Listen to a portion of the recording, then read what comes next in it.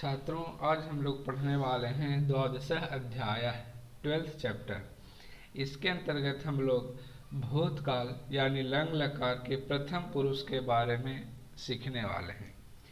तो आइए, भूतकाल कहते किसे हैं, पाठ परिचय जो दिया गया है इसे पढ़कर जानते हैं। लिखा गया है, जो क्रिया की जा चुकी है यानी कोई भी काम वर्तमान समय के पहले ही घटित हो चुकी है, किया जा चुका है, उसे भूतकाल की क्रिया कहते हैं। यानी अभी से पहले जो क्रिया हो चुकी है उसे भूतकालीन क्रिया कहेंगे।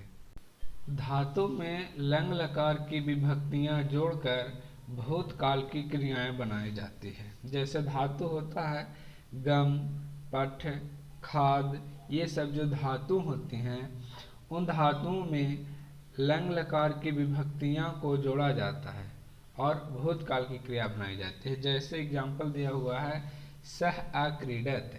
अगर इसे वर्तमान में बनाना होता तो बनाते सह क्रीडति, मतलब वह खेलता है। लेकिन यहाँ पर लंग लकार का धातु जोड़ा गया है और बनाया गया है सह अक्रीडत, यानी वह खेलता था या उसने खेला, दोनों सेंस में हम बोल सकते हैं।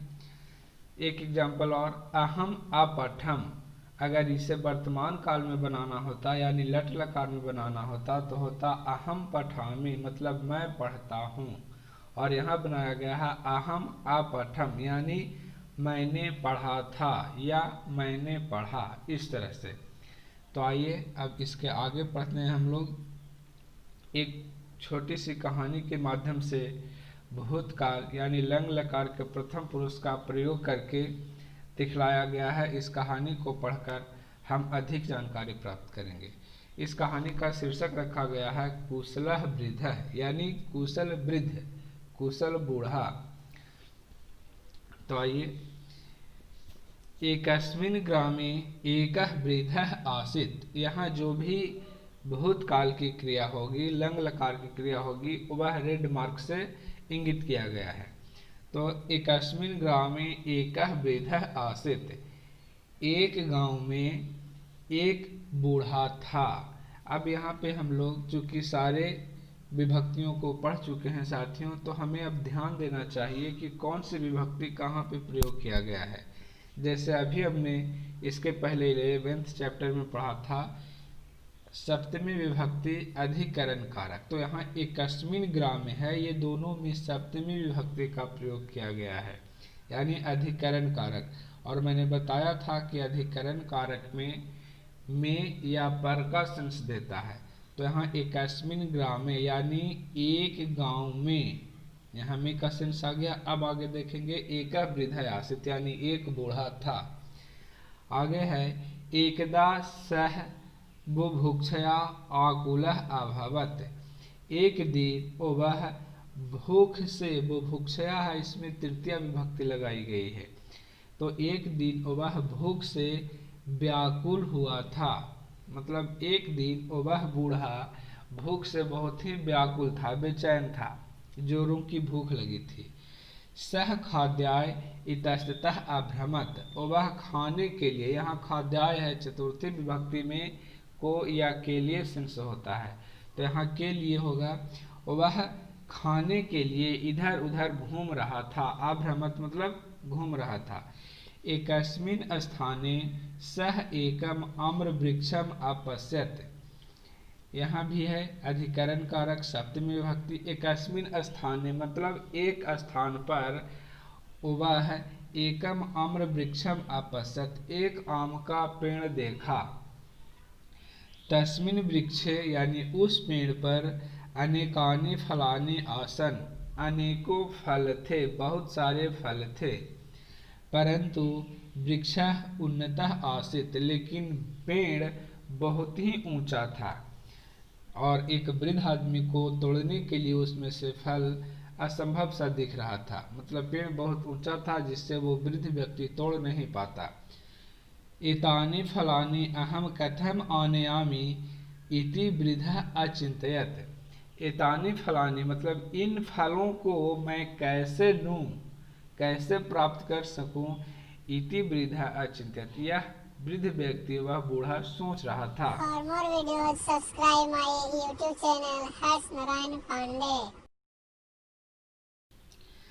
वृक्षस्य उपरि बहवः वानरः आसन्। वृक्षस्य, अब यहाँ पे षष्ठी विभक्ति यानी संबंध कारक का प्रयोग किया गया है, जो कि हम लोग 10th चैप्टर में पढ़े थे। वृक्षस्य उपरि यानी पेड़ के ऊपर, बहवः वानरः आसन्, बहुत सारे बंदर थे। तदा वृद्धः एकम उपायम अचिंतयत्, तब वह वृद्ध व्यक्ति एक उपाय सोचा। क्या सोचता है? वृक्षस्य अधः अनेकानि प्रस्तरखंडानि आसन्, पेड़ के नीचे अनेकों कंकड़ के टुकड़े थे, यानी छोटे छोटे ढेले, जिसको हम लोग कहते हैं प्रस्तरखंडानि, ढेले थे। वृक्ष के नीचे बहुत सारे ढेले थे यानी टुकड़े थे। सह तानि स्वहस्तम आनयत, उसने उन सबों को अपने हाथों में लिया, मतलब जो नीचे ढेले थे, कंकड़ थे, उसे अपने हाथों में उठाया। ततः एकम एकम प्रस्तर खंडम भूमौ अक्षिपत, और उसे यानी उस कंकड़ को, उस ढेले को लेकर एकम एकम प्रस्तर खंडम, एक एक टुकड़े को भूमौ अक्षिपत यानी जमीन पर फेंका। जैसे जो भी पेड़ के नीचे कंकड़ थे, ढेले कह सकते हैं, ढेले थे, उनको हाथ में उठाया और उठा करके एक एक करके वह जमीन पर पटकना शुरू किया, जमीन पर फेंकने लगा उस ढेले को, उस कंकड़ को। अनुकरणम वानरा नाम स्वभाव अस्ति, अनुकरण करना यानी नकल करना बंदरों का स्वभाव है। जो भी मनुष्य करता है, बंदर उसे देख करके बहुत ही जल्दी कॉपी करने की चेष्टा करता है और कॉपी करता भी है। तो यह जो नकल करने की प्रवृत्ति है बांदर में, उसका यह वृद्धजन फायदा उठा रहा है। ते अपि वृद्धस्य अनुकरणम अकुर्वन्, और जैसे ये जमीन पर कंकर फेंकना शुरू किया, बंदर लोग भी उसका नकल करना शुरू किया, लेकिन उसके पास तो कंकर थे नहीं। वे भी वृद्धस्य अनुकरणम अकुर्वन्, बूढ़े का नकल करने लगे। ते वृक्षस्य अधः फलानि अक्षिपन्, वे लोग यानी वे सब जो बंदर थे, वे सब वृक्षस्य अधः पेड़ के नीचे फलानि अक्षिपन्, फलों को फेंकने लगे। अब इसके पास कंकर तो था नहीं, तो जो फल लटक रहा था, उन फलों को तोड़कर वह जमीन पर फेंकना शुरू कर दिया और फेंका।